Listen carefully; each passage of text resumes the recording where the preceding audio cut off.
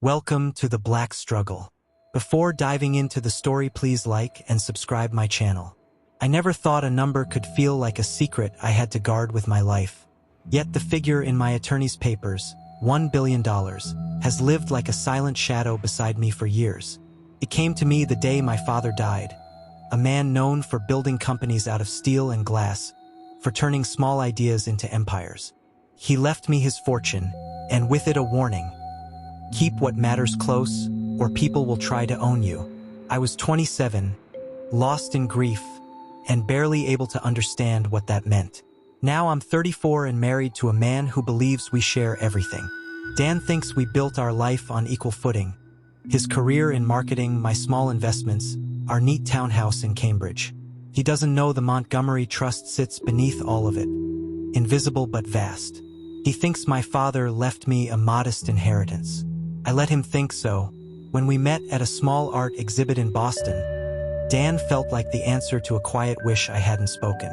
He was warm and easy, the kind of man who listens without rushing to fill the space. I told myself he liked me for who I was, not for the money I hid. Over the years, I kept the truth behind careful smiles and vague stories. I let him believe he was the one providing for us, and I almost believed it myself. But secrets press against you after a while. Every time he asked about my family, every time I dodged the question, I felt the weight. I wanted to trust him fully. I wanted to stop carrying this alone. One cold winter evening, I sat by the fire with a glass of wine and told myself the time had come. 7 years of silence was long enough. I rehearsed the words in my head. Dan, there's something I've never shared. I imagined his surprise, maybe a flicker of hurt, but also his arms around me, telling me it didn't change us. I wanted that. I needed it.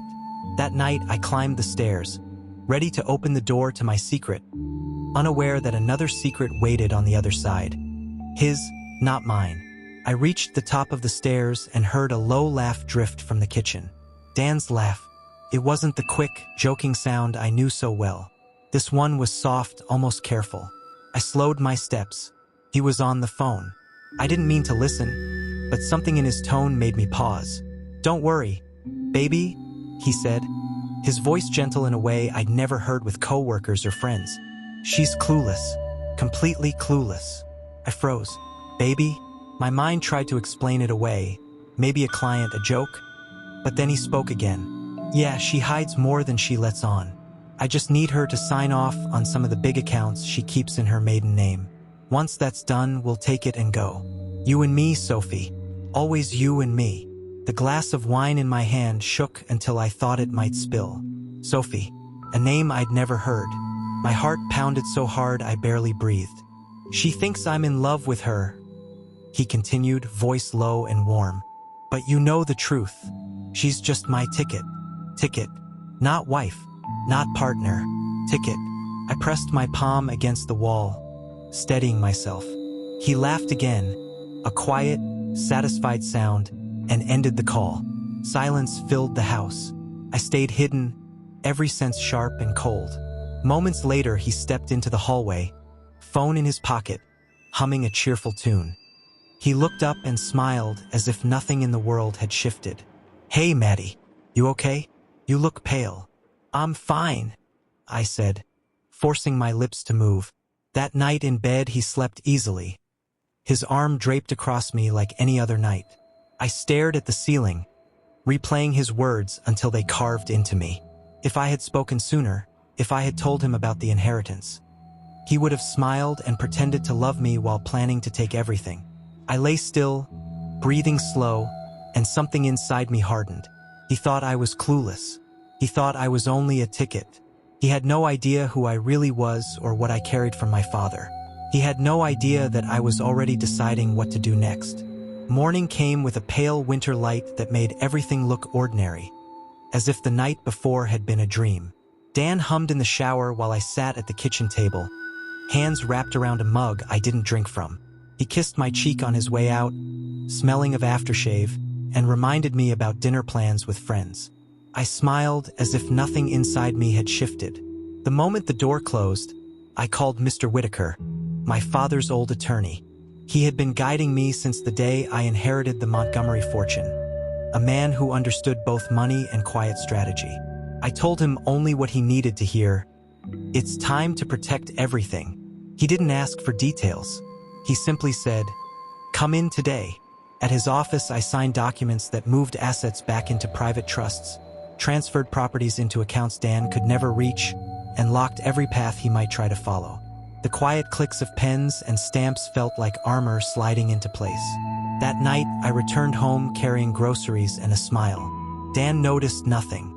He chatted about work and a new golf course he wanted to try.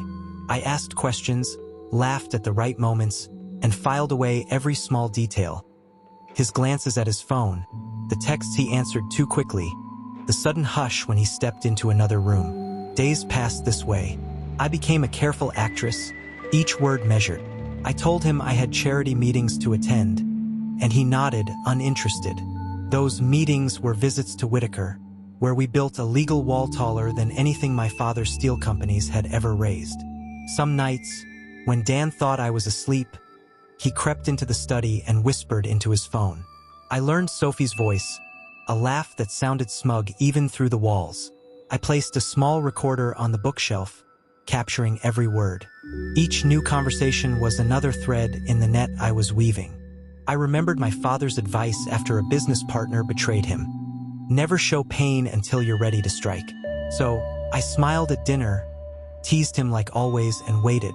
Behind every gentle nod and quiet laugh, I was preparing the moment when his own words would undo him completely. Dan's birthday was coming up when the chance finally appeared. Over breakfast one morning, I suggested we celebrate at my family's old estate outside Boston. The house was large and full of history, the kind of place where every room held a memory of my father. Dan's eyes lit up at the idea. He thought it meant I was ready to bring him deeper into the world I'd kept private. "Perfect," he said, brushing a crumb from his shirt. "Invite whoever you like, your attorney, some of your old friends. Maybe it's time to share more of your family story." I smiled faintly, careful to hide the storm that had been building inside me. "That sounds good," I said. The days before the dinner passed in quiet preparation. I oversaw the menu, the flowers, the seating, every small detail. Dan stayed cheerful, making calls to his colleagues, telling friends it would be a night to remember. He had no idea how true that would be. On the evening of the party, the estate glowed with warm lights. Chandeliers sparkled above tables set with fine china my father had collected years ago. Friends and family filled the hall with laughter, and Dan moved among them like a man already tasting victory. I watched him shake hands and raise toasts, his confidence shining in every gesture. Through it all, I kept my own smile steady, welcoming guests and pouring wine. Inside, I carried a quiet resolve that felt sharper than anger. I wasn't there to shout or accuse. I was there to end a lie. When dessert plates were cleared and the hum of conversation softened, I rose from my chair. The silk of my dress brushed the floor as I stepped forward. Dan turned toward me, his face bright with expectation. He believed this was the moment I would reveal the fortune he'd been waiting to claim. "I have an announcement," I said, letting my voice carry through the room. He placed his hand on mine, as if we were sharing a private victory. I looked at him, then at the friends and family gathered around us. Slowly, I reached into my pocket for a small remote and pressed a button. The room fell silent as a familiar voice began to play through hidden speakers. His own, recorded and undeniable. "Don't worry, baby. She's clueless. Completely clueless. I just need her to sign off on some of the big accounts she hides in her maiden name. Once that's done, we'll take it and go. You and me, Sophie. Always you and me." The words spilled into the grand hall, clear and sharp. Gasps rippled across the room. Heads turned toward Dan, faces frozen in shock. Behind me, the recording continued, his soft chuckle, the cruel confidence in every sentence. "She thinks I'm in love with her, but you know the truth. She's just my ticket."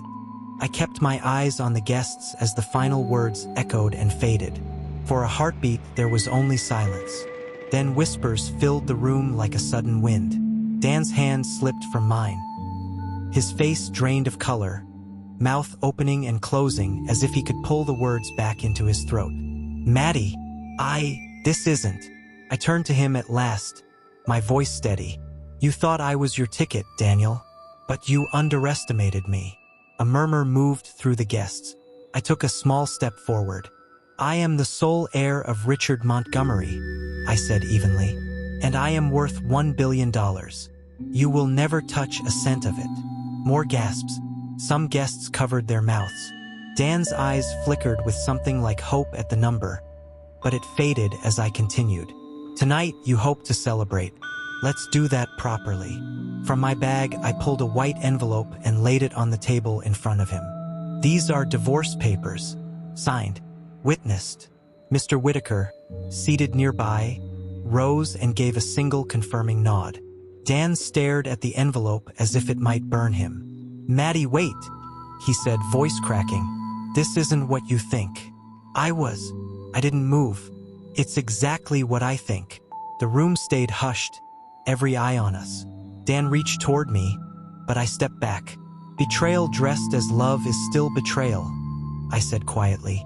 "Consider this the end." I turned and walked toward the wide double doors, the sound of my heels echoing across marble as I left him standing among the stunned faces and the wreckage of his own plan. The cold night air outside the estate felt almost gentle as I stepped onto the stone terrace. For the first time in years, I wasn't carrying a secret. The sky was clear, the stars sharp and bright. Inside, the murmurs of shocked guests faded to a distant hum. I kept walking until the only sound was the quiet crunch of gravel under my shoes. I stayed at the estate that night, sleeping in the old guest room where I'd spent summers as a child. In the morning, my phone lit up with messages. Some were from friends who had witnessed everything, offering support or stunned silence. Others were from Dan. He called again and again, switching between apologies and anger. "Maddie, we can fix this." One voicemail began, his voice rough. "I love you. I was stupid. Please, talk to me." The next message came only minutes later, harsher. "You'll regret humiliating me. You can't just walk away like this." I listened to none of them more than once. There was nothing left to say. Mr. Whitaker met me at his office later that morning. "The filing is already in motion," he said, sliding papers across the desk. "Everything remains under the Montgomery Trust. He has no legal claim to any of it." Relief settled over me like a quiet truth. The years I had spent hiding my inheritance had been worth it. Dan's name appeared nowhere important. Not on accounts, not on deeds, not even as a co-owner of the smallest property. Over the next weeks, news of the recording traveled through Boston faster than I expected. Dan's charm had once opened doors in business and society, but those same circles turned cold. Friends stopped returning his calls. His company removed him from key projects. At the clubs and meetings he loved, people whispered his name with pity or contempt. Sophie, the woman he risked everything for, disappeared too. A mutual acquaintance spotted her at the airport with heavy suitcases, boarding a budget flight west. Without the promise of my fortune, Dan no longer looked like a future worth chasing. I watched all of this from a quiet distance, keeping my own days simple. Morning walks, coffee on the veranda, calls with Whitaker to finalize the divorce. I felt no triumph, only a steady calm. Dan's downfall wasn't about revenge. It was about truth. He had shown me who he was, and I had finally chosen to see it. When the final court date arrived, the sky over Boston was a soft gray, the kind that makes the city feel smaller and quieter. I walked into the courthouse in a plain coat.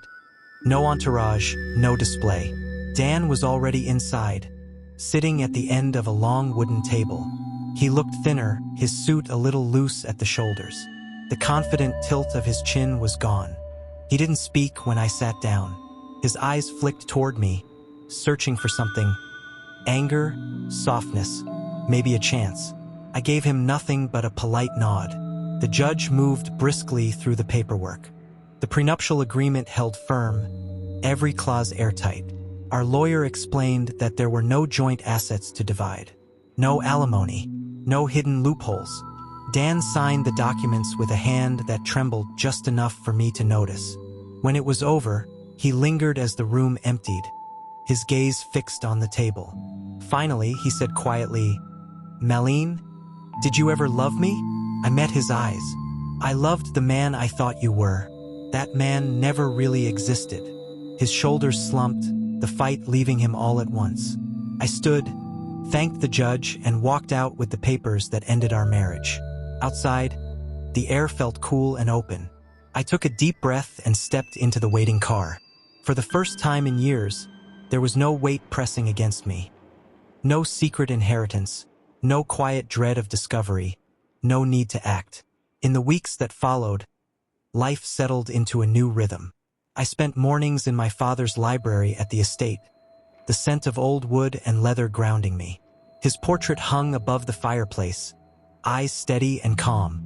I often looked at it and felt a quiet pride, not because of the fortune he left me, but because I had protected what he built and honored the strength he believed I carried. Dan faded from the edges of my life. I heard he lost his job soon after the divorce and that old friends avoided him at events. I wished him no harm, but I didn't miss him either. He had made his choices. I had made mine. Now, when I wake, I open the curtains to the city below and feel a sense of freedom I'd almost forgotten was possible. A freedom not bought by money, but by finally standing in the truth of who I am. I spend my mornings now with quiet rituals that belong only to me. A slow cup of coffee by the wide window of the estate library. A walk along the path where my father used to point out the changing colors of the trees. The life I have is still rich, but it feels different from before. Lighter, clearer. The fortune is no longer a secret I have to hide, and it no longer feels like something that might trap me. The simply part of my life, not the reason for it. Friends sometimes ask how I stayed so calm through everything. I tell them it wasn't calm at first. It was a storm I carried inside. A storm that taught me that courage doesn't always look loud. Sometimes it's the choice to stay steady until the moment to act arrives. My father once told me that character is the real shield against betrayal. I understand now what he meant. Dan hasn't called in months. The last time I heard about him was through a colleague of his who said he keeps to himself, quieter than before, like someone who has learned a hard lesson too late. I don't celebrate his losses. They belong to him just as my choices belong to me. Some nights I sit by the fire and think about the girl I was when I first met him, the woman who thought she had to hide her wealth to find real love. I don't regret protecting my inheritance. What I regret is how long I doubted my own strength. But maybe that's part of growth. Learning that you can walk through betrayal and not let it define you. The Montgomery name is still recognized in business circles, but that matters less to me now. What matters is that I'm free of fear, free of the weight of someone else's deception. I live openly, quietly, on my own terms.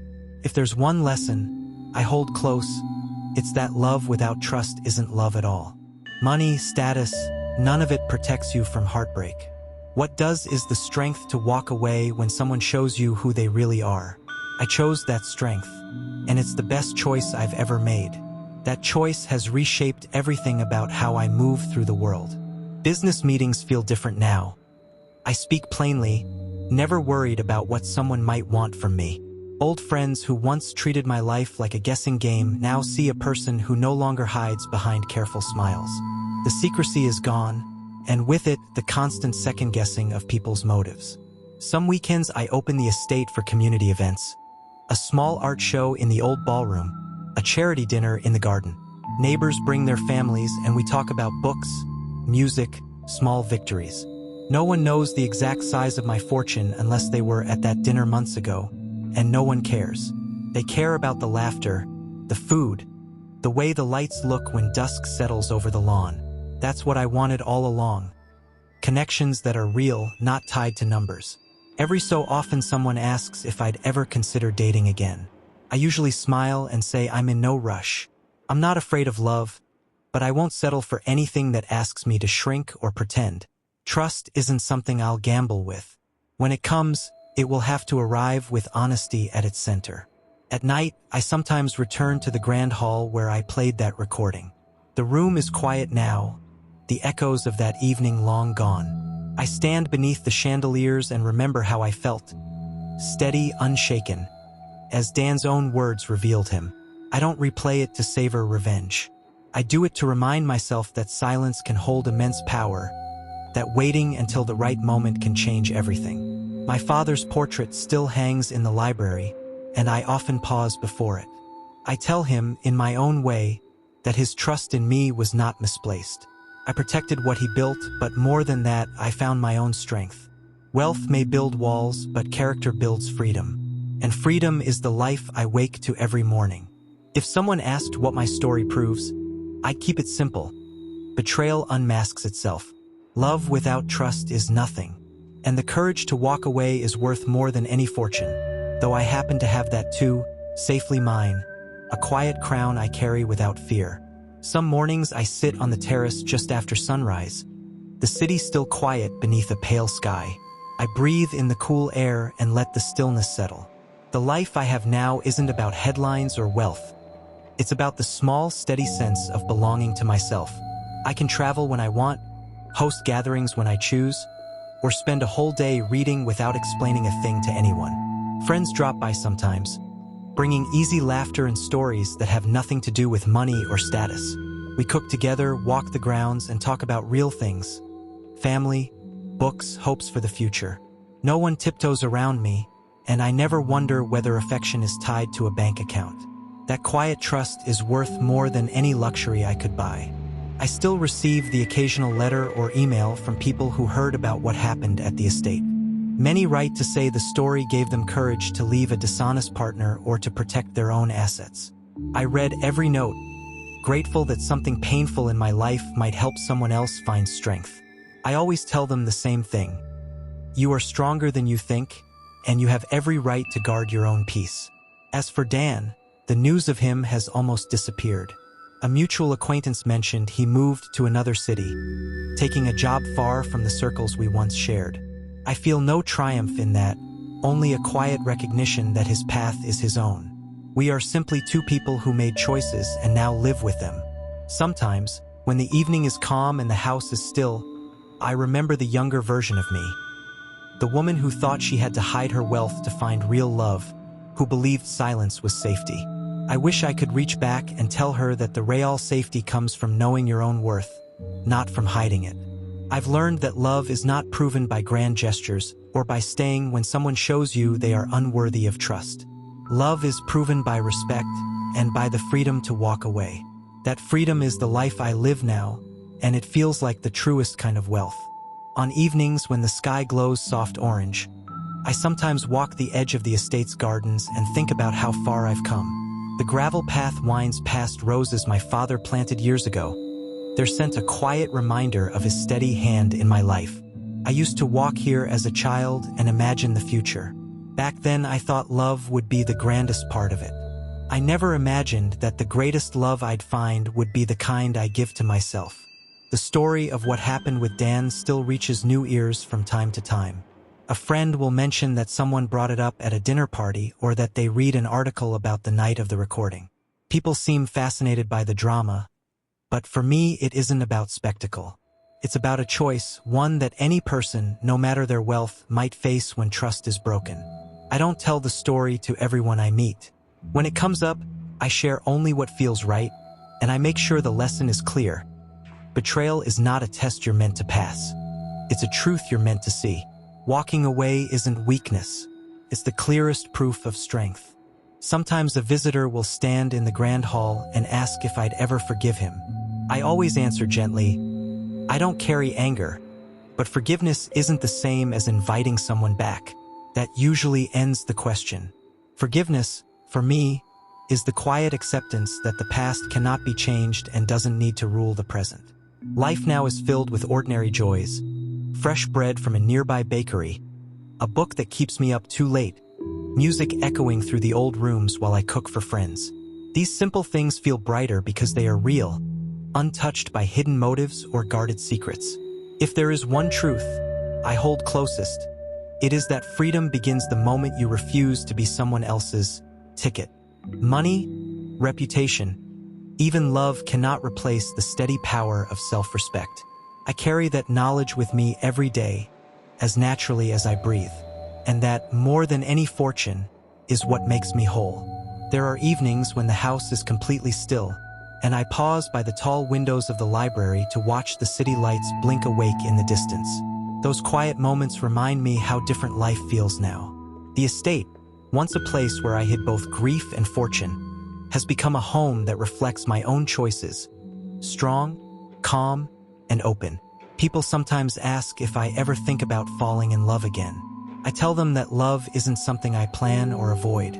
If it comes, it will have to arrive honestly, without masks or hidden motives. I'm not close to it, but I'm not waiting for it either. My life is full, and that fullness isn't defined by whether someone stands beside me. Letters still arrive from strangers who heard my story and found courage in it. A woman wrote recently that she finally left a partner who had been quietly draining her finances. Another said she used my words to teach her teenage daughter about self-worth. I read these letters slowly, humbled that something born of betrayal could help others stand taller. Dan remains a distant echo. Occasionally, someone mentions they saw him in another city, working a modest job, keeping to himself. I feel neither satisfaction nor sorrow when I hear it. He is simply a part of my past, a lesson that shaped me but no longer defines me. What I carry forward is not the memory of the betrayal, but the certainty of my own strength. The billion-dollar inheritance is still there, protected and quietly growing, but it no longer feels like a secret or a burden. It's a resource, nothing more. A tool I can use for projects I believe in, for art and education, for causes that matter. As night settles and I close the library curtains, I often think of my father. I imagine telling him everything. The quiet planning, the steady resolve, the night I chose truth over fear. I believe he would nod in understanding. Freedom, I've learned, isn't about money or escape. It's the peace that comes when you trust yourself completely. That is the life I lead now, one built not on secrecy or revenge, but on the unshakable knowledge that I belong entirely to myself.